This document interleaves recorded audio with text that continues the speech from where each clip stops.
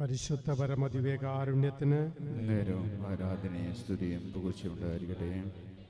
പരിശുദ്ധ പരമദിവ്യകാരുണ്യത്തിന് നേരവും ആരാധനയും സ്തുതിയും പുകഴ്ചയുണ്ടായിരിക്കട്ടെ. പരിശുദ്ധ പരമദിവ്യകാരുണ്യത്തിന് നേരവും ആരാധനയും സ്തുതിയും പുകഴ്ചയുണ്ടായിരിക്കട്ടെ. വിശുദ്ധ പൗലോസ് അപ്പസ്തോലൻ കൊരിന്തോസാർക്ക് എഴുതിയ 1-ാം ലേഖനം 13-ാം അധ്യായം 4 മുതലുള്ള തിരുവചനങ്ങൾ.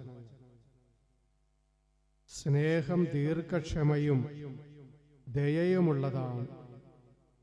സ്നേഹം അസൂയപ്പെടുന്നില്ല, ആത്മപ്രശംസ ചെയ്യുന്നില്ല, അഹങ്കരിക്കുന്നില്ല, സ്നേഹം അനുചിതമായി പെരുമാറുന്നില്ല, സ്വാർത്ഥം അന്വേഷിക്കുന്നില്ല, കോപിക്കുന്നില്ല, വിദ്വേഷം പുലർത്തുന്നില്ല, അത് അനീതിയിൽ സന്തോഷിക്കുന്നില്ല, സത്യത്തിൽ ആഹ്ലാദം കൊള്ളുന്നു. സ്നേഹം സകലതും സഹിക്കുന്നു, സകലതും വിശ്വസിക്കുന്നു, സകലതും പ്രത്യാശിക്കുന്നു, സകലത്തെയും അതിജീവിക്കുന്നു.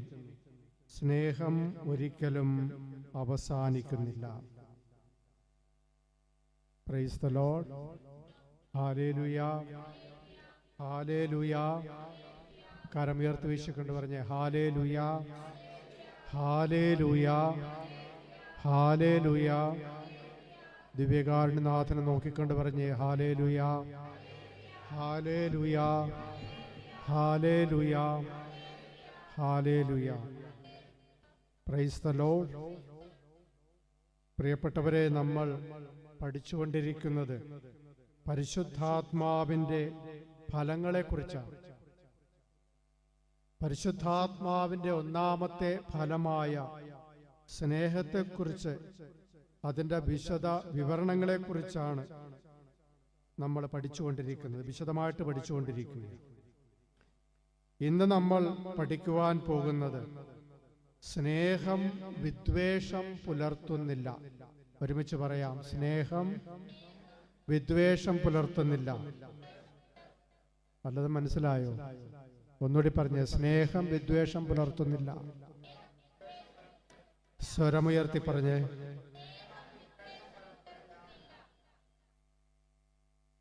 പ്രിയപ്പെട്ടവരെ, എന്താണ് വിദ്വേഷമെന്ന് പറയുന്നത്?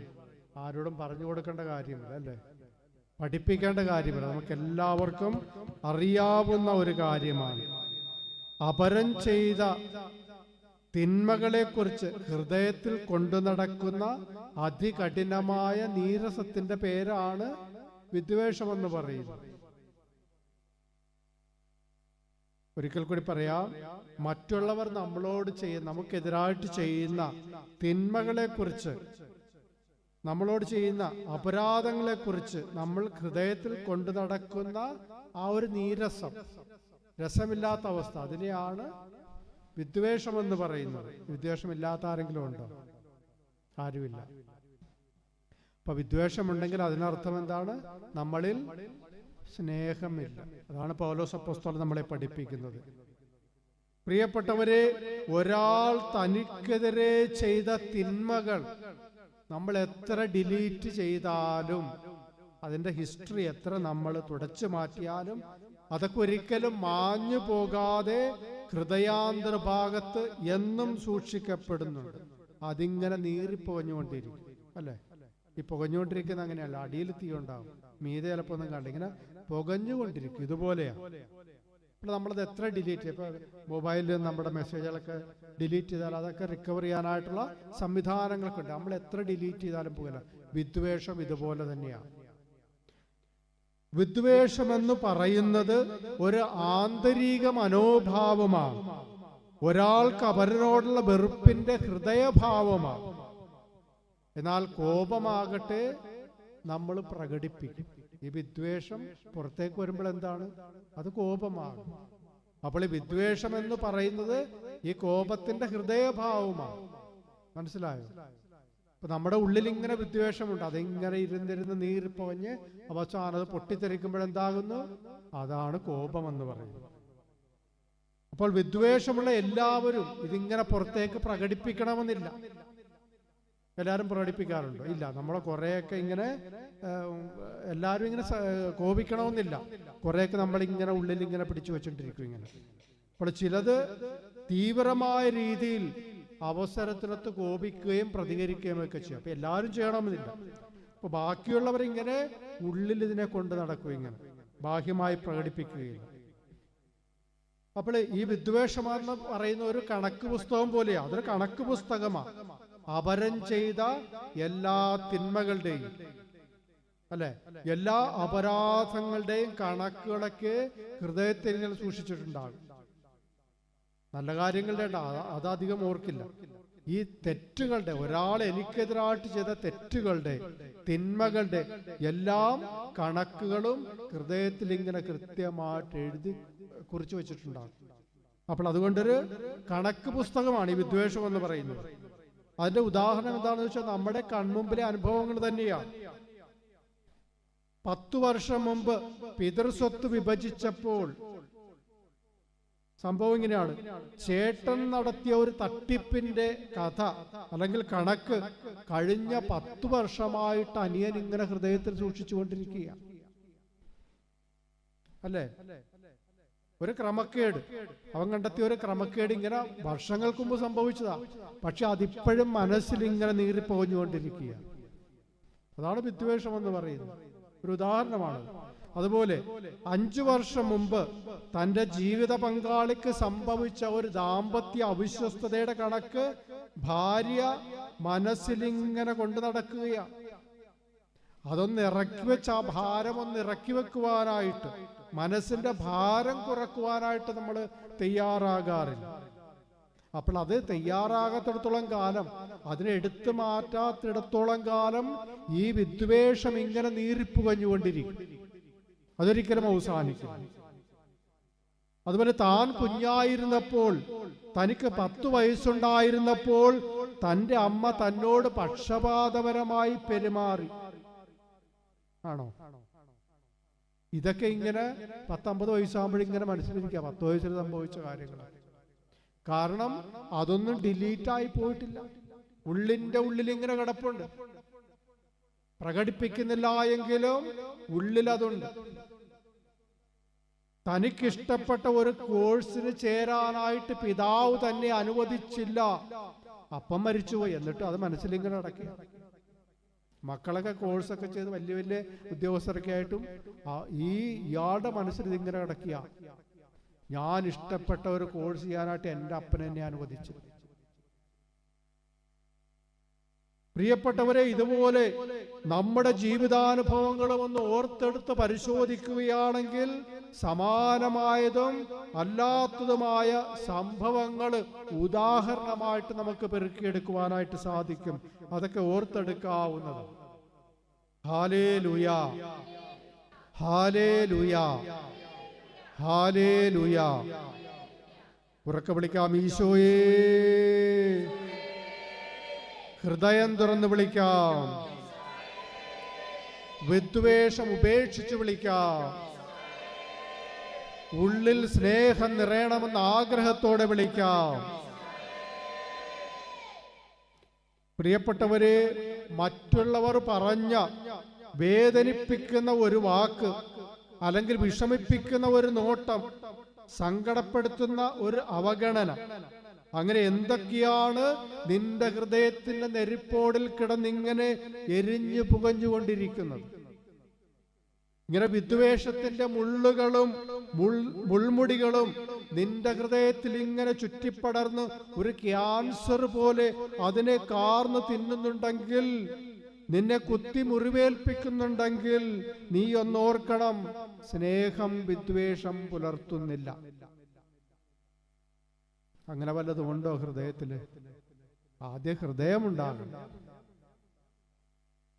ഹൃദയമില്ലെങ്കിലും വിദ്വേഷം ഉണ്ടാവുമല്ലേ.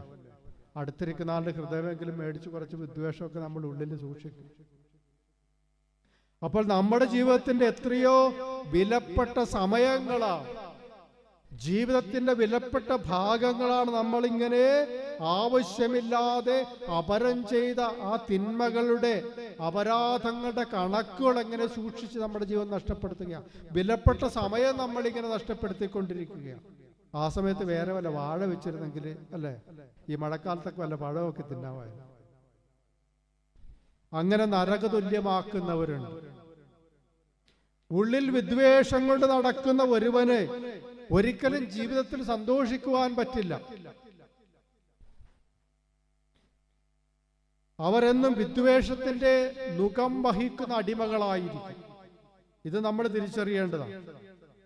എബ്രായർക്കുള്ള ലേഖനം 12-ാം അധ്യായം 15-ാം തിരുവചനം പറയുന്നത് ഇങ്ങനെയാണ്: വിദ്വേഷത്തിന്റെ വേര് വളർന്ന് ഉപദ്രവം ചെയ്യാതിരിക്കാൻ സൂക്ഷിക്കുവിൻ. വിദ്വേഷം മൂലം പലരും അശുദ്ധരായിത്തീരുന്നു. വീണ്ടും വായിക്കാം: വിദ്വേഷത്തിന്റെ വേര് വളർന്ന് ഉപദ്രവം ചെയ്യാതിരിക്കുവാൻ സൂക്ഷിക്കുവിൻ. വിദ്വേഷം മൂലം പലരും അശുദ്ധരായിത്തീർന്നു. Hallelujah, hallelujah. പ്രിയമുള്ളവരെ, വിദ്വേഷത്തിന്റെ വേര് നമ്മളിൽ വളരാതിരിക്കണമെങ്കിൽ നമ്മൾ അതിനെക്കുറിച്ച് അതീവ ജാഗ്രതയുള്ളവരായിരിക്കണമെന്നാണ് വചനം നമ്മെ ഓർമ്മിപ്പിക്കുന്നത്. വിദ്വേഷമെന്ന തിന്മയെക്കുറിച്ച് നമ്മൾ ശ്രദ്ധയുള്ളവരായിരിക്കണം. ഈ വിദ്വേഷത്തിന്റെ വേര് വളർന്ന് ഉപദ്രവം നൽകുന്ന ആർക്കാ? അയൽപക്കത്തുള്ള വീട്ടുകാർക്കാണോ? അല്ല, നമ്മളെ തന്നെയാണോ നശിപ്പിക്കുന്നത്? വിദ്വേഷം ആരാണോ ഉള്ളിൽ കൊണ്ട് നടക്കുന്നത് അത് അയാളെ തന്നെയാണ് നശിപ്പിക്കുന്നത്. ഇത് നമുക്കറിയാമെങ്കിലും നമ്മളത് കാര്യമാക്കില്ല. നമുക്കെല്ലാം അറിയാം. ഉള്ളിൽ ആത്മീയത വളരാത്ത ഒരു സന്യാസിയുടെ കഥ, എടുത്താൽ പൊങ്ങാത്ത ഒരു മാറാപ്പുമായിട്ടാണ് ഈ സന്യാസി നടക്കുന്നത്, അവിടെ സഞ്ചരിക്കുന്നത്. പോകുന്ന എല്ലാ പുണ്യസ്ഥലങ്ങളിൽ നിന്നും അദ്ദേഹം തിരിശേഷിപ്പായിട്ട് ഓർമ്മയ്ക്കായിട്ട് എന്തെങ്കിലുമൊക്കെ സൂക്ഷിക്കും. അയാളുടെ പതിവ് ഓരോ ചെറിയ കല്ലുകൾ എടുത്ത് ഈ മാറാപ്പിലിടുക. കാര്യം താനാ പുണ്യസ്ഥലം സന്ദർശിച്ചിട്ടുണ്ട്. അങ്ങനെ പ്രിയപ്പെട്ടവരെ, പോകുന്ന പുണ്യസ്ഥലങ്ങളിൽ നിന്നെല്ലാം ഓർമ്മയ്ക്കായിട്ട് അയാൾ ഇങ്ങനെ ശേഖരിച്ചു വെച്ച ഈ തിരിശേഷിപ്പുകളൊക്കെ എടുത്താൽ പൊങ്ങാത്ത ഭാരമായിട്ട് ഇപ്പോൾ മാറിയിരിക്കുകയാണ്. കാരണം അയാൾ ഇങ്ങനെ സഞ്ചരിച്ച് ഇങ്ങനെ തിരിശേഷിപ്പുകളൊക്കെ ശേഖരിച്ചിപ്പോൾ എടുത്താൽ പൊങ്ങാത്തൊരു ഭാരമായിട്ട് മാറിയിരിക്കുകയാണ്. അയാൾ ദിവസവും എടുത്താൽ ഈ പൊങ്ങാത്ത ഈ കല്ലുകളൊക്കെ എടുത്ത് ഇങ്ങനെ കുടഞ്ഞിട്ട് പരിശോധിക്കും. എന്നിട്ട് ഓരോ കല്ലെടുത്ത്, ഇത് ഞാൻ അവിടെ വേളാങ്കണ്ണി പോയപ്പോൾ അവിടുന്ന് കിട്ടിയ കല്ലാണ്, ഇത് പളനി പോയപ്പോൾ അവിടുന്ന് കൊണ്ടുവന്ന കൈ. ഇങ്ങനെ ഏതൊക്കെ പുണ്യസ്ഥലങ്ങൾ സന്ദർശിച്ചിട്ടുണ്ടോ അവിടുത്തെ എല്ലാ തിരിശേഷിപ്പുകൾ ഇങ്ങനെ ഇദ്ദേഹം കയ്യിൽ സൂക്ഷിക്കുന്നു. അതെടുത്ത് ഇങ്ങനെ അയവിറക്കിക്കൊണ്ടിരിക്കും. ഇത്രയുമൊക്കെ ചെയ്തിട്ടും ഈശ്വരനെ ഉള്ളിൽ കുടിയിരുത്തുവാനായിട്ട് സന്യാസിക്ക് സാധിച്ചില്ല. ആത്മീയതയിൽ ആഴപ്പെടാനായിട്ട് കഴിഞ്ഞില്ല. ഒത്തിരി നിരാശയാണ്, സങ്കടമായി. നിരാശനായ അയാളോട് മറ്റൊരു സന്യാസി പറഞ്ഞത് ഇങ്ങനെയാണ്: നിങ്ങളുടെ ഉള്ളിൽ വേരുപാകിയിരിക്കുന്നത് ആത്മീയതയല്ല, തിരിശേഷിപ്പായി നിങ്ങൾ കൊണ്ട് നടക്കുന്ന ഈ ലൗകിക വസ്തുക്കളാണ്, ഈ കല്ലുകളാണ്. ഒരു വിലയുമില്ലാത്ത ഈ കല്ലുകളാണ് നിങ്ങളുടെ ഹൃദയത്തിൽ പാകിയിരിക്കുന്നത്. പ്രിയപ്പെട്ടവരെ, സത്യത്തിൽ ഈ സന്യാസി ഈ പുണ്യസ്ഥലങ്ങളൊക്കെ സന്ദർശിക്കുമ്പോൾ അവിടെയുള്ള പ്രതിഷ്ഠയെ ഒരിക്കലും നോക്കിയിരുന്നില്ല, അവിടെ പോയി പ്രാർത്ഥിക്കുമായിരുന്നില്ല. അയാളുടെ പ്രീ ഓക്കുപ്പേഷൻ എന്ന് പറയുന്നത് എന്താണ്? താൻ ഈ സ്ഥലം സന്ദർശിച്ചതിന്റെ ഓർമ്മയ്ക്കായിട്ട് ഒരു തിരിശേഷിപ്പെടുക്കുക. പ്രിയപ്പെട്ടവരെ, ഇതിലായിരുന്നു അയാളുടെ ശ്രദ്ധ. അതിനാൽ അയാൾക്കൊരിക്കലും ആത്മീയതയിൽ ആഴപ്പെടുവാനായിട്ട് സാധിച്ചില്ല. അതുകൊണ്ട് അയാളിൽ വേരുപാകി പടർന്ന് പന്തലിച്ചത് അയാൾ പ്രിയപ്പെട്ടതായി കരുതിയ ആ ചെറിയ കല്ലുകളായിരുന്നു. അതാണ് അയാളുടെ ജീവിതത്തിന് പരാജയത്തിന് കാരണമായി തീരുന്നത്, അയാളുടെ സങ്കടത്തിന് കാരണമായി തീരുന്നത്. പ്രിയപ്പെട്ടവരെ, ഇതുപോലെ വിദ്വേഷത്തിന്റെ വേര് വളർന്ന് അത് നമ്മെ നശിപ്പിക്കുന്നു, നമ്മുടെ ജീവിതം അത് നശിപ്പിക്കുകയാണ്. അതുകൊണ്ടാണ് വിദ്വേഷത്തിന്റെ വേര് നമ്മളിൽ വളരാതിരിക്കണമെന്ന് പൗലോസ് നമ്മെ ഓർമ്മിപ്പിക്കുന്നത്. കരമുയർത്തി പറയാം: ഹല്ലേലൂയ, സ്വരമുയർത്തി വിളിക്കാം. ഹല്ലേലൂയ. ഈശോയേ, വിദ്വേഷം വിട്ടുപോകട്ടെ. ഞങ്ങളെ സ്നേഹം കൊണ്ട് നിറയ്ക്കണമേ. Hallelujah, hallelujah. പ്രിയപ്പെട്ടവരെ, വിദ്വേഷമെന്ന തിന്മയെ പൊരുതിത്തോൽപ്പിക്കുവാനായിട്ട് നമ്മൾ അതീവ ശ്രദ്ധയുള്ളവരാകണം. നമ്മുടെ ഹൃദയം മറ്റുള്ളവർ ചെയ്ത തിന്മകളുടെ കണക്ക് സൂക്ഷിക്കുന്ന ഒരു പുസ്തകമാക്കി മാറ്റാതെ സ്നേഹപ്രവർത്തികളുടെ കണക്ക് സൂക്ഷിക്കുന്ന ഒരു പുസ്തകമായി മാറണം. നമ്മുടെ ഹൃദയം പിളർന്നു നോക്കിയാൽ കാണേണ്ടത് എന്താണ്? സ്നേഹമായിരിക്കണം. സ്നേഹത്തിന്റെ പ്രവർത്തികളായിരിക്കണം അവിടെ കാണേണ്ടത്. അല്ലാതെ വിദ്വേഷത്തിന്റെയും പകയുടെയും മറ്റുള്ളവർ നമ്മളോട് കാണിച്ച അപരാധങ്ങളുടെയൊക്കെ കണക്കുകൾ സൂക്ഷിച്ച് നീരസത്തോടെ ജീവിക്കേണ്ടവരല്ല നമ്മൾ. നമ്മുടെ ഹൃദയത്തിൽ സൂക്ഷിക്കേണ്ടത് സ്നേഹത്തിന്റെ ഓർമ്മകളാകണം.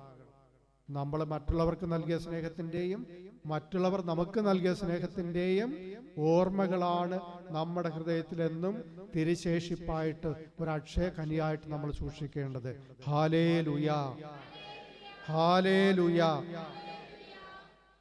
പ്രിയപ്പെട്ടവരെ, സാറായുടെയും ഹാഗാറിന്റെയും ജീവിതത്തിൽ വിദ്വേഷത്തിന്റെ വേര് വളർന്ന ഒരു ചരിത്രം ബൈബിളിൽ നമ്മൾ വായിക്കുന്നുണ്ട്. സാറാരാണ്? അബ്രാഹത്തിന്റെ ഭാര്യ. ഹാഗാർ ആരാ? ആരുടെ ദാസി? സാറായുടെ ദാസി. അബ്രഹാത്തിന്റെ ഭാര്യയായിരുന്നു സാറ. ദൈവിക ദർശനത്തിൽ വിശ്വസിച്ച് തങ്ങൾക്കൊരു മകനുണ്ടാകുമെന്ന് പ്രത്യാശയോടെ സാറ ഒത്തിരി വർഷം കാത്തിരുന്ന് മടുത്തപ്പോൾ അവൾ ദൈവത്തിൽ ആശ്രയിക്കാതെ, ദൈവിക പദ്ധതിയിൽ ശരണം വയ്ക്കാതെ സ്വന്തം ബുദ്ധിയുടെ പിറകെ പോയി. അവൾ അബ്രഹാത്തോട് പറഞ്ഞു, എന്റെ ദാസിയായ ഹാഗാറുമൊത്ത് ശയിക്കുക, അവളിൽ നിന്ന് അങ്ങേക്കൊരു മകൻ പിറക്കട്ടെ. അബ്രഹാമാകട്ടെ സാറായുടെ വാക്കുകൾക്ക് കാതുകൊടുത്തു. അങ്ങനെ അബ്രഹാത്തിലൂടെ അവൾ ഗർഭിണിയായി. താൻ ഗർഭിണിയാണെന്ന് അറിഞ്ഞപ്പോൾ മുതൽ ഹാഗാറിന്റെ മട്ടും ഭാവവും ഒക്കെ മാറുകയാണ്. അവൾക്ക് തന്റെ യജമാനത്തിയായ സാറായോട് ബഹുമാനവും സ്നേഹവും ആദരവും ഒക്കെ ഇല്ലാത്തവളായി മാറി. മാത്രമല്ല, സാറായെ പുച്ഛത്തോടെ നോക്കിക്കാണുവാനായിട്ട് തുടങ്ങി.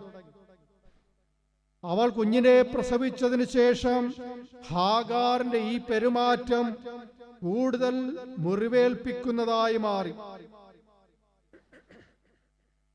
അത് സാറായിക്ക് സഹിക്കാവുന്നതിലും അപ്പുറമായി. സാറായുടെ മനസ്സ് പിടഞ്ഞു. ഹാഗാറിനോടും അവളുടെ കുഞ്ഞിനോടും സാറായുടെ ഹൃദയത്തിൽ വിദ്വേഷം വളർന്നുകൊണ്ടിരുന്നു. അവൾക്ക് ഉറക്കം നഷ്ടപ്പെട്ടു. അങ്ങനെയല്ലേ സാധാരണ? ഉറക്കം നഷ്ടപ്പെട്ടു. അവൾ അസ്വസ്ഥയായി. ഒടുവിൽ ഹാഗാറിനെയും കുഞ്ഞിനെയും വീട്ടിൽ നിന്ന് ഇറക്കി വിടാതെ ഞാനിനി ജലപാനം ചെയ്യുകയില്ല എന്ന് അവൾ വാശി പിടിച്ചു. ചില വ്യക്തികളൊക്കെ അങ്ങനെ വാശി പിടിക്കുന്നവരുണ്ട്. നല്ല കാര്യത്തിനൊന്നും വാശി പിടിക്കില്ല. വേണ്ടാത്ത കാര്യമൊക്കെ നല്ല വാശിയാണ്. അപ്പോൾ നിരാലംബയായ ഒരു പെണ്ണിനെയും അവളുടെ 10 വയസ്സുകാരൻ കുഞ്ഞിനെയും കണ്ണെത്താ ദൂരത്ത് ദൂരത്തിലുള്ള ആ മരുഭൂമിയിലേക്ക്, ചുട്ടുപഴുത്ത മണൽക്കാടുകളിലേക്ക് ഇറക്കിവിടുന്നത് ക്രൂരമായ സന്തോഷത്തോടെ സാറ നോക്കി നിന്നു. പ്രിയപ്പെട്ടവരെ, എങ്ങനെയാണ് ഒരു പെണ്ണിന് തന്റെ ഹൃദയം ഇങ്ങനെ കഠിനമാക്കുവാനായിട്ട് സാധിക്കുന്നത്? ഒരിക്കൽ സാറായുടെ ക്രൂരത മൂലം ഹാഗാറിന് മരുഭൂമിയിലേക്ക് ഓടിപ്പോകേണ്ടി വന്ന ചരിത്രവുമുണ്ട്. ഓർക്കുക, ഒരുവന്റെ ഉള്ളിൽ സ്നേഹം വറ്റി വരളുമ്പോഴാണ് ഇങ്ങനെയുള്ള ക്രൂരതകളൊക്കെ അരങ്ങേറുന്നത്. ഒരുവന്റെ ഹൃദയത്തിന്റെ ആ ഒരു പരിശുദ്ധി നഷ്ടപ്പെട്ടു കഴിയുമ്പോൾ, അയാൾ കഠിന ഹൃദയനായി തീരുമ്പോൾ അവിടെ പിന്നെ സ്നേഹത്തിനൊരിക്കലും സ്ഥാനമുണ്ടാകുകയില്ല. സ്നേഹമില്ലാത്തിടത്ത് എല്ലാ ക്രൂരതകളും അരങ്ങേറും. അത് പറഞ്ഞറിയിക്കേണ്ട കാര്യമില്ല പ്രിയപ്പെട്ടവരെ, നമുക്കെല്ലാം അറിയാവുന്നതാണ്, നമ്മൾ അനുഭവിക്കുന്നവരാണ്. Hallelujah, hallelujah, hallelujah. സ്നേഹമുള്ളവരെ, സാറായുടെ ഹൃദയത്തിൽ മാത്രമല്ല, അവളുടെ ഉള്ളിൽ മാത്രമല്ല, ഹാഗാറിന്റെ മനസ്സിലും എന്തുണ്ടായിരുന്നു? വിദ്വേഷമുണ്ടായിരുന്നു. അമ്മായി നമുക്ക് മാത്രമല്ല, മരുമകളിലും ഉണ്ടായിരുന്നു അല്ലേ? നമ്മുടെ വീടുകളിലൊക്കെ ഉണ്ടോ? ഇപ്പോഴുണ്ടോ? അങ്ങനെയൊക്കെ ഉണ്ട്, കുറെയൊക്കെ ഉണ്ട്. ഉണ്ടോ? അങ്ങനെ ഉണ്ടാകാതിരിക്കട്ടെ. ഹാഗാറിന്റെ മനസ്സിൽ തന്റെ യജമാനത്തിയോടുള്ള വിദ്വേഷം അവൾ പുറത്തു കാണിക്കാൻ തുടങ്ങിയത് എപ്പോഴാണ്? ഉള്ളിലുണ്ടായിരുന്നു. അതായത് തന്റെ യജമാനനിൽ നിന്ന് തനിക്കൊരു കുട്ടിയുണ്ടാകുവാൻ പോകുന്നുവെന്ന് അവൾ മനസ്സിലാക്കിയപ്പോഴാണ് അവൾ തന്റെ ഹൃദയത്തിൽ ഉൾക്കൊള്ളിച്ചിരുന്ന വിദ്വേഷം പുറത്തെടുത്ത് പ്രയോഗിക്കുവാനായിട്ട് തുടങ്ങിയത്, പ്രകടിപ്പിക്കുവാൻ തുടങ്ങിയത്. ഹാഗാർ തനിക്ക് ലഭിച്ച ഈ മഹാഭാഗ്യത്തിന് കാരണക്കാരിയായ തന്റെ യജമാനത്തിയോട് നന്ദി കാണിക്കേണ്ടതിന് പകരം നിന്ദിക്കുന്നവളായി അവൾ മാറി. കാരണം അവളുടെ ഉള്ളിൽ യഥാർത്ഥമായ സ്നേഹമുണ്ടായിരുന്നില്ല. അവളുടെ ഹൃദയം മുഴുവൻ തന്റെ യജമാനത്തി നാളതുവരെ തന്നോട് കാണിച്ച സ്നേഹക്കുറവുകളുടെ കണക്ക് പുസ്തകമായിരുന്നു. നമ്മൾ സാധാരണ പറയാറുള്ളത് പോലെ അവളുടെ ഹൃദയത്തിൽ ഉണ്ടച്ചോറിന് നന്ദിയില്ലായി. അങ്ങനെ പറയാറുണ്ടോ? എപ്പോഴാ പറയുന്ന? കാരണം പറയണ്ട. പ്രിയപ്പെട്ടവരെ, ഹാഗാർ തന്നെ നിന്ദിക്കാൻ തുടങ്ങിയപ്പോൾ മുതൽ സാറായുടെ മനസ്സിലും വിദ്വേഷം പടിപടിയായിട്ട് വളരുകയും ഒടുവിൽ അതവളെ ക്രൂരതയുടെ മുഖമുള്ള ഒരു വ്യക്തിയാക്കി മാറ്റി. ഹാഗാർ സാറയുടെ ദാസിയായിരുന്നു. അവൾ സാറായിക്ക് പ്രിയപ്പെട്ടവളായിരുന്നു, അവളുടെ സ്വന്തമായിരുന്നു. പക്ഷേ യഥാർത്ഥത്തിൽ അവർക്കിടയിൽ സ്നേഹമുണ്ടായിരുന്നില്ല. പ്രിയപ്പെട്ടവരെ, അവർക്കിടയിൽ സ്നേഹമുണ്ടായിരുന്നെങ്കിൽ അപരം ചെയ്ത തിന്മകളുടെ, അപരാധങ്ങളുടെ കണക്കുകൾ എങ്ങനെയാണ് അവരുടെ മനസ്സിൽ ഇപ്രകാരം കുന്നുകൂടിയത്? അവരുടെ ഉള്ളിൽ, അവരുടെ ഹൃദയത്തിൽ പരസ്പര സ്നേഹമില്ലായിരുന്നു എന്നതാണ് ഉത്തരം. കാരണം യഥാർത്ഥ സ്നേഹം, യഥാർത്ഥ ബന്ധം ഒരിക്കലും വിദ്വേഷം സൂക്ഷിക്കുന്നില്ല. Hallelujah, hallelujah, hallelujah. പ്രിയപ്പെട്ട സഹോദരിമാരെ, ഒരു ഭാര്യ എന്ന നിലയിൽ നിന്റെ ഭർത്താവ് നിന്നോട് കാണിച്ച ക്രൂരതകളുടെയും ഹൃദയശൂന്യതയുടെയും പ്രവർത്തികൾ, കണക്കുകൾ നീ നിന്റെ മനസ്സിൽ സൂക്ഷിക്കുന്നുണ്ടെങ്കിൽ പ്രിയപ്പെട്ട സഹോദരി ഓർക്കുക, നിന്റെ ഹൃദയത്തിൽ സ്നേഹമില്ല. നമ്മളൊക്കെ ഇങ്ങനെ ഒരുങ്ങി ഇങ്ങനെ നടക്കും, പക്ഷെ ഉള്ളില് സ്നേഹമുണ്ടാകില്ല. വിലപിടിപ്പുള്ള സാരിയൊക്കെ കൊടുത്ത് നടക്കും, ഉള്ളിൽ സ്നേഹമുണ്ടാകില്ല. പൗഡറൊക്കെ പൂശി ലിപ്സ്റ്റിക്കൊക്കെ ഇട്ട് നമ്മളെ തന്നെ മനോഹരമാക്കി വെക്കും, പക്ഷെ ഉള്ളില് സ്നേഹമുണ്ടാകില്ല. പ്രിയപ്പെട്ട സഹോദര, ഒരു ഭർത്താവ് എന്ന നിലയിൽ നിന്റെ ഭാര്യ നിന്നോട് കാണിച്ച അനുസരണക്കേടുകളുടെയും അഹങ്കാരത്തിന്റെയും കണക്കുകൾ, തന്നിഷ്ടത്തിന്റെയും ധിക്കാരത്തിന്റെയും കണക്കുകൾ നീ സൂക്ഷിക്കുന്നുണ്ടെങ്കിൽ, നീ അവളുമായിട്ട് ഒരുമിച്ച് ജീവിക്കുകയാണെങ്കിൽ പോലും നിന്നിൽ സ്നേഹമില്ല എന്നാണ് അർത്ഥം. കാരണം സ്നേഹം വിദ്വേഷം പുലർത്തുന്നില്ല. അതുപോലെ പ്രിയപ്പെട്ട മക്കളെ, ഒരു മകനോ മകളോ എന്ന നിലയിൽ നിന്റെ മാതാപിതാക്കൾ നിന്നോട് പക്ഷപാതപരമായി പെരുമാറിയെന്ന ചിന്ത നീ മനസ്സിൽ താലോലിക്കുന്നുണ്ടെങ്കിൽ, നിങ്ങളെ വേണ്ട വിധത്തിൽ പരിഗണിച്ചില്ല എന്ന ചിന്ത ഈ പ്രായത്തിലും നിങ്ങളുടെ ഹൃദയത്തിൽ സൂക്ഷിക്കുന്നുണ്ടെങ്കിൽ ഓർക്കുക, നിന്നിൽ സ്നേഹമില്ലെന്നാണ് അർത്ഥം. യഥാർത്ഥ സ്നേഹം വിദ്വേഷം പുലർത്തുന്നില്ല. ഒരുമിച്ച് വിളിക്കാം, ഈശോയേ. മനസ്സ് തുറന്നു വിളിക്കാം, വിശ്വാസത്തോടെ വിളിക്കാം, വിദ്വേഷം വിട്ടുപേക്ഷിച്ച് വിളിക്കാം, സ്നേഹത്തിൽ വളരണമെന്ന ആഗ്രഹത്തോടെ വിളിക്കാം.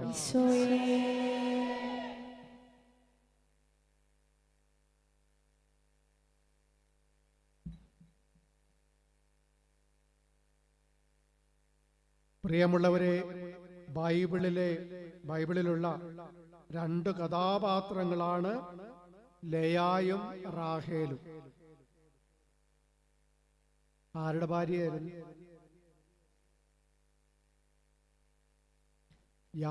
യോഹന്നാണ്, യാക്കോബിന്റെ ഭാര്യ. സഹോദരിമാരായ ഇവരുടെ ജീവിതത്തിൽ വിദ്വേഷത്തിന്റെ വേര് വളർന്നത് എങ്ങനെയാണ്? കർത്താവിന് തന്നോടുള്ള അവഗണന ലേയായെ വളരെയധികം വേദനിപ്പിച്ചു. ഈ അവഗണനയുടെ കാരണക്കാരിയായി ലേയാ തന്റെ കുഞ്ഞനുജത്തിയായ റാഹേലിന് മുദ്രകുത്തി. സ്വന്തം അനുജത്തിക്ക് ഒരു ദൂതായിപ്പഴം കൊടുക്കാൻ പോലും മനസ്സില്ലാത്തവളും കണക്കു പറയുന്നവളുമായി ലേയാ മാറുകയാണ്. അങ്ങനെ എന്റെ ദൂതായിപ്പഴം കഴിച്ചിട്ട് നിനക്കങ്ങനെ പിള്ളേരുണ്ടാകണ്ടടി. അതായിരുന്നു അവളുടെ മനോഭാവം. ലേയായുടെ ഹൃദയത്തിൽ സ്നേഹമുണ്ടായിരുന്നു? ഇല്ലായിരുന്നു. ഒരു ചേച്ചി എന്ന നിലയിൽ തന്റെ അനുജത്തിക്ക് ഒരു കുഞ്ഞുണ്ടായി കാണുവാനായിട്ട് അവൾ എത്രമാത്രം ആഗ്രഹിക്കേണ്ടതായിരുന്നു, അല്ലേ? ചങ്കുപൊട്ടി പ്രാർത്ഥിക്കേണ്ടതായിരുന്നു. സ്നേഹമുണ്ടായിരുന്നെങ്കിൽ അതൊക്കെ ചെയ്യുള്ളൂ. ഒരേ അമ്മയുടെ ഉദരത്തിൽ നിന്നും പിറന്ന സ്വന്തം സഹോദരിയെ സ്നേഹിക്കുന്നതിന് പകരം, അവളുടെ നന്മ ആഗ്രഹിക്കുന്നതിന് പകരം സഹോദരിയോട് വിദ്വേഷം പുലർത്തുന്നവളായിട്ട് ലേയാ മാറുകയാണ്. പ്രിയമുള്ളവരെ, മനസ്സിൽ വെച്ചോളൂ, ഉള്ളിന്റെ ഉള്ളിൽ, നമ്മുടെ ഉള്ളിൽ വിദ്വേഷം ഒളിപ്പിച്ചിട്ട് പുറമേ സ്നേഹമുണ്ടെന്ന് പറയുന്നവർ കള്ളം പറയുകയാണ് ചെയ്യുന്നവർ, സ്വയം വഞ്ചിക്കുകയാണ് ചെയ്യുന്നത്. ഇടക്കിടക്കൊന്ന് ചോദിക്കണം, സ്നേഹമുണ്ടോ എന്ന്. അവരുണ്ടെന്ന് പറയും. ഉള്ളു തുറന്നു നോക്കണേ, സ്നേഹമുണ്ടോ ഇല്ലയോ എന്ന്. സ്നേഹമുള്ളിടത്ത് വിദ്വേഷത്തിന് സ്ഥാനമില്ല. കല്യാണത്തിന് വിളിക്കാത്തവരുടെ നമ്മുടെ കല്യാണത്തിന് വിളിക്കാത്തവരുടെ ലിസ്റ്റ് നമ്മുടെ മനസ്സിലുണ്ടാവുമല്ലേ?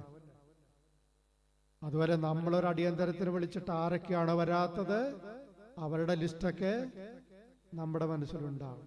ഭർത്താവിന്റെ പേര് മറന്നുപോയാലും ഈ ലിസ്റ്റിലുള്ള പേരൊക്കെ ഒന്നും മറക്കില്ല.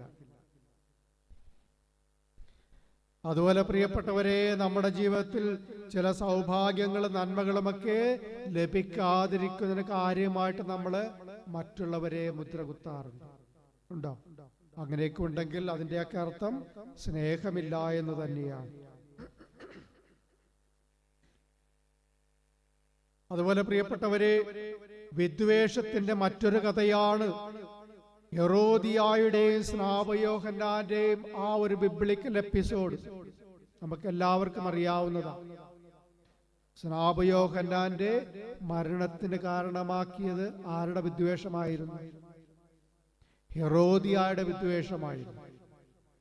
ഹെറോദേസ് തന്റെ സഹോദരനായ ഫിലിപ്പിന്റെ ഭാര്യയായിരുന്ന ഹെറോദിയായെ വിവാഹം കഴിച്ച് കൂടെ പാർപ്പിച്ചതിനെ സ്നാപയോഹന്നാൻ എതിർക്കുകയും അതിനെ ചോദ്യം ചെയ്യുകയും ചെയ്തു. ആ തെറ്റ് തിരുത്തുവാനായിട്ട് അവനോട് ആവശ്യപ്പെട്ടു. എന്നാൽ തന്റെ സുഖഭോഗങ്ങൾക്കും സ്വാർത്ഥ താല്പര്യങ്ങൾക്കും ഒരു വെല്ലുവിളിയും വിലങ്ങ് തടിയുമായി നിന്ന ഈ പ്രവാചകനെതിരെ ഹെരോദിയായുടെ ഹൃദയത്തിൽ വിദ്വേഷത്തിന്റെ കനലെരിഞ്ഞു. ഊണിലും ഉറക്കത്തിലും സ്നാപക യോഹന്നാനെ എങ്ങനെ വകവരുത്താമെന്ന്, എങ്ങനെ അവസാനിപ്പിക്കാമെന്നായിരുന്നു അവളുടെ ചിന്ത മുഴുവൻ. അങ്ങനെ ഇരിക്കെയാണ് ഹെറോദേസിന്റെ ജന്മദിനത്തിൽ ഹെരോദിയായുടെ മകളായ സലോമിക്ക് രാജസദസ്സിൽ വെച്ച് വിശിഷ്ടാതിഥികളുടെ മുമ്പിൽ നൃത്തം ചെയ്യുവാനായിട്ട് അവസരം ലഭിച്ചത്. മനോഹരമായ നൃത്തത്തിൽ മതിമറന്ന രാജാവ് വിവേകമില്ലാത്ത ഒരു പ്രഖ്യാപനം നടത്തി അവളോട് പറഞ്ഞു, സമ്മാനമായിട്ട് എന്ത് വേണമെങ്കിലും ചോദിച്ചുകൊള്ളുക, രാജ്യത്തിന്റെ പകുതി വേണമെങ്കിലും ചോദിച്ചുകൊള്ളുക, ഞാൻ തരുന്നതായിരിക്കും. പ്രിയപ്പെട്ടവരെ, അവസരം കാത്തിരുന്ന ഹെരോദിയ ഇത് മുതലാക്കി സലോമിയോട് പറഞ്ഞു, നീ ചോദിക്കേണ്ടത് എന്താണ്? സ്നാപക യോഹന്നാന്റെ തല. ഹെരോദിയയുടെ തലയായിരുന്നു എടുക്കേണ്ടിയിരുന്നത്. അവൾ ചോദിച്ചത് സ്നാപക യോഹന്നാന്റെ തലയാണ്. അങ്ങനെ പ്രിയപ്പെട്ടവരെ, ഹെരോദിയായുടെ ഉള്ളിൽ പുകഞ്ഞു നീറിയ വിദ്വേഷത്തിന്റെ തീക്കാറ്റ് സ്ത്രീകളിൽ നിന്ന് ജനിച്ചവനിൽ ഏറ്റവും വലിയവനെന്ന് ക്രിസ്തുനാഥൻ വിശേഷിപ്പിച്ച ആ സ്നാപക യോഹന്നാനെ ആ വിദ്വേഷം ദഹിപ്പിച്ചു കളഞ്ഞു. വിദ്വേഷം വരുത്തിവെച്ച ഒരു ദുരന്തത്തിന്റെ കഥയാണ്. ഇതുപോലെ പ്രിയപ്പെട്ടവരെ, നമ്മുടെ ഹൃദയാന്തരഭാഗത്ത് നിന്നും പുറപ്പെടുന്ന വിദ്വേഷത്തിന്റെ തീക്കാറ്റിൽ എത്രയോ പേരാണ് പൊള്ളിക്കരിഞ്ഞു പോയിട്ടുള്ളത്. വിദ്വേഷം മൂലമുള്ള ഒരു വാക്കുകൊണ്ട് എത്രയോ പേരുടെ ആത്മാഭിമാനത്തിനാണ് ക്ഷതമേറ്റിട്ടുള്ളത്. നമ്മുടെ ഉള്ളിൽ നിന്നും വന്ന വിദ്വേഷത്തിന്റെ പുറന്തള്ളൽ മൂലമാണല്ലോ ചില ശാപവാക്കുകളൊക്കെ പുറത്തേക്ക് വമിക്കുന്നത്. തന്റെ പിതാവ് രോഗിയാണെന്നറിഞ്ഞിട്ടും മരണാസന്നനായി എന്നറിഞ്ഞിട്ടും വിദേശത്തുള്ള മകനും കുടുംബവും ഒന്ന് വന്ന് കാണുവാനോ ഒന്ന് ഫോൺ ചെയ്യുവാനോ കൂട്ടാക്കുന്നില്ല. അപ്പൻ മരിക്കണമെങ്കിൽ അപ്പൻ മരിക്കുകയാണെങ്കിൽ മരിച്ചോട്ടെ, അപ്പൻ മരിക്കുകയാണെങ്കിൽ മരിച്ചോട്ടെ. കാരണം അവന്റെ മനസ്സു നിറയെ തന്റെ പിതാവ് തന്നോട് ചോദിക്കാതെ വീടും സ്ഥലവും മറ്റൊരു മകൻ എഴുതി വെച്ചതിന്റെ വിദ്വേഷത്തിലായിരുന്നു. അപ്പോൾ അവന്റെ ഹൃദയം മുഴുവൻ ഈ വിദ്വേഷത്തിന്റെ കണക്കുകളായിരുന്നു. ഈ കണക്കുകളായിരുന്നു അപ്പനേക്കാൾ അവൻ വലുതായിട്ട് കരുതിയിരുന്നത്. നാളിത്രയും അപ്പൻ അവന് വേണ്ടി ചെയ്ത ഒരു നന്മയും അപ്പോൾ അവന്റെ മനോമുഖരത്തിൽ ഒരിക്കലും പൊന്തി വന്നില്ല. പ്രിയപ്പെട്ടവരെ, ഓർക്കുക, സ്നേഹമൊരിക്കലും അപരന്റെ തിന്മയുടെ കണക്കുകൾ സൂക്ഷിക്കുന്നില്ല. നീ ഇന്ന് നിന്റെ ഹൃദയത്തിൽ സൂക്ഷിക്കുന്ന വിദ്വേഷം ആരോടാണ്? മാതാപിതാക്കന്മാരോടാണോ? ജീവിത പങ്കാളിയോടാണോ? മക്കളോടാണോ? അല്ലെങ്കിൽ മക്കൾക്ക് മാതാപിതാക്കന്മാരോടാണോ? ഉണ്ടെങ്കിൽ ഓർക്കുക, നിന്നിൽ സ്നേഹമില്ല എന്നാണ് അത് സൂചിപ്പിക്കുന്നത്. സ്നേഹമില്ലെങ്കിൽ നീ ഒന്നുമല്ല. പൗലോസ്ലീഹ പറയുന്ന പോലെ നീ വെറും മുഴങ്ങുന്ന കൈത്താളമോ ചിലമ്പുന്ന ചേങ്ങലയോ. ഹല്ലേലൂയ. കരമുയർത്തി വീശിക്കൊണ്ട് പറയാം, ഹല്ലേലൂയ, ഹല്ലേലൂയ, ഹല്ലേലൂയ.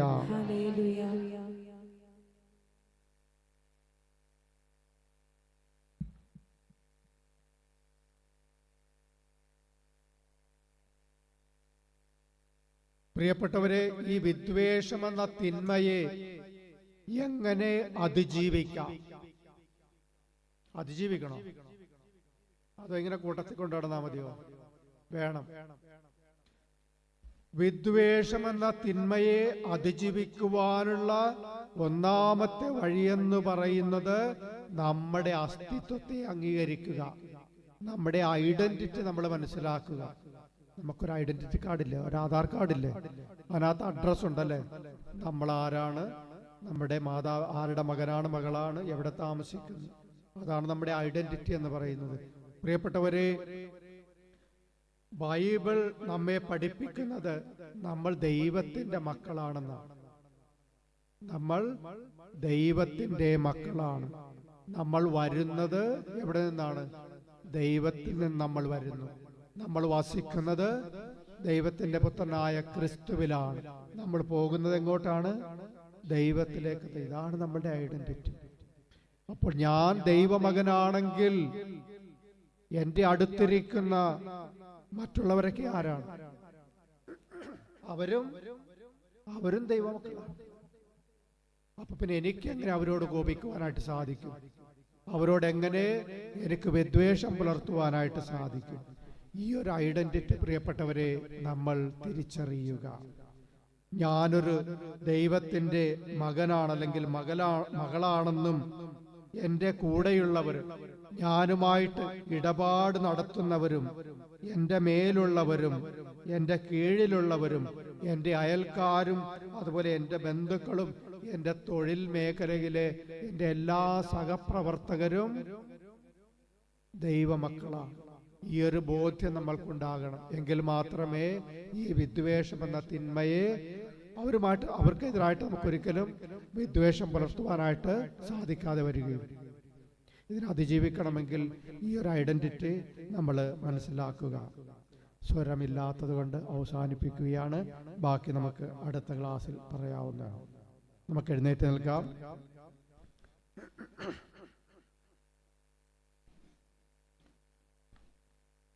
പ്രിയപ്പെട്ടവരെ, നമ്മൾ വിദ്വേഷത്തെക്കുറിച്ചാണ് പഠിച്ചു കഴിഞ്ഞിട്ടില്ല. ഇനിയും പഠിക്കാനുണ്ട്. ഈ വിദ്വേഷം എന്ന തിന്മയെ ഉന്മൂലനം ചെയ്യുവാനായിട്ട് നമുക്ക് ആഗ്രഹിക്കാം. നമ്മളിൽ സ്നേഹം നിക്ഷേപിക്കുവാനായിട്ട് പരിശുദ്ധാത്മാവിന്റെ ശക്തമായ അഭിഷേകം നമ്മളിൽ ഉണ്ടാകുവാനായിട്ട് ആഗ്രഹിച്ചുകൊണ്ട് നമുക്ക് പരിശുദ്ധാത്മാവിന്റെ ഗാനം ആലപിച്ചുകൊണ്ട് പാടിക്കൊണ്ട് പ്രാർത്ഥിക്കാം. കരമടിച്ചു പാടാം.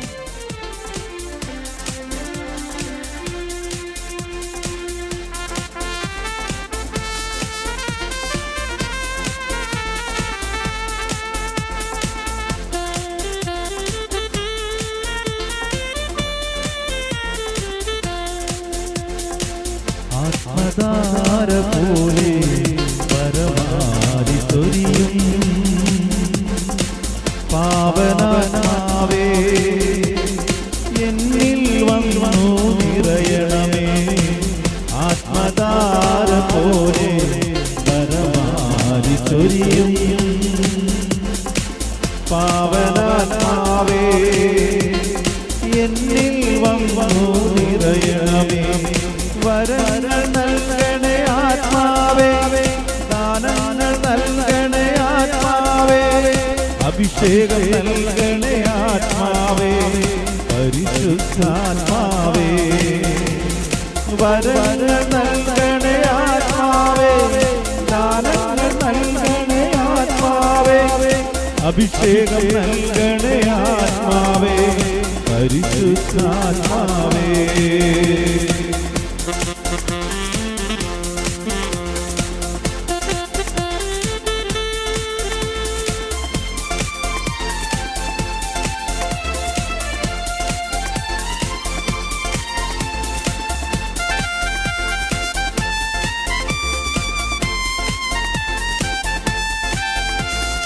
എൻ മനം ദാഹിക്കുന്നു നിന്നെ കേൾക്കുവാൻ, എൻ മനം ദാഹിക്കുന്നു നിന്നെ കേൾക്കുവാൻ, നിന്നെ ധ്യാനിക്കുവാൻ നിറയുവാത്മാവേ, നിന്നെ ധ്യാനിക്കുവാൻ നിറയുവാത്മാവേ. വരങ്ങൾ നൽകണേ ആത്മാവേ, ദാനങ്ങൾ നൽകണേ ആത്മാവേ, അഭിഷേകം നൽകണേ ആത്മാവേ, പരിശുദ്ധാത്മാവേ. വരങ്ങൾ നൽകണേ ആത്മാവേ, ദാനങ്ങൾ നൽകണേ ആത്മാവേ, അഭിഷേകം നൽകണേ ആത്മാവേ, പരിശുദ്ധാത്മാവേ